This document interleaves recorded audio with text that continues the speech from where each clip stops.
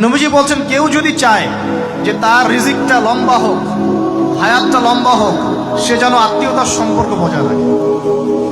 আত্মীয়তার সম্পর্ক এখন আস্তে আস্তে নষ্ট হয়ে যাচ্ছে না? খেয়াল করে দেখেন, আত্মীয়তার সম্পর্ক আপনি বজায় রাখেন।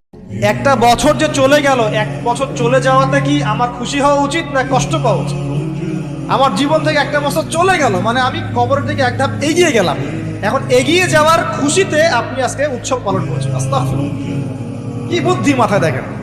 জীবন থেকে একটা বছর হায়াত কেটে পড়ে গেল, এটাতে সে খুশি হয়েছে এবং খুশি হয়ে সে উৎসব পালন করছে, কনসার্ট করছে, ঢাকঢোল পিটাচ্ছে, পিকনিক করছে।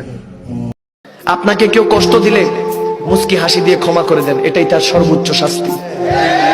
কেউ যদি জিজ্ঞেস করে কি ব্যাপার এত কষ্ট দিচ্ছ, ওই আপনার কোনো কষ্ট আছে, আফসোস আছে, আপনি মুচকি হেসে দিয়ে বলবেন আফসোস একটাই, যে কোনো আফসোস নেই।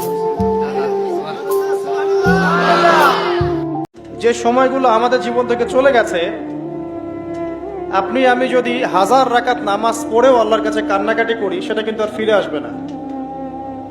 হয়তোবা আল্লাহ পাক আমাদের গুনাহগুলোকে মাফ করে দিয়ে বাকি জিন্দেগি আমাদেরকে আমল করার তৌফিক দিবেন ইনশাআল্লাহ তাআলা, কিন্তু যে সময়টুকু আমরা নষ্ট করেছি এটা কিন্তু আর ফিরে আসবে না।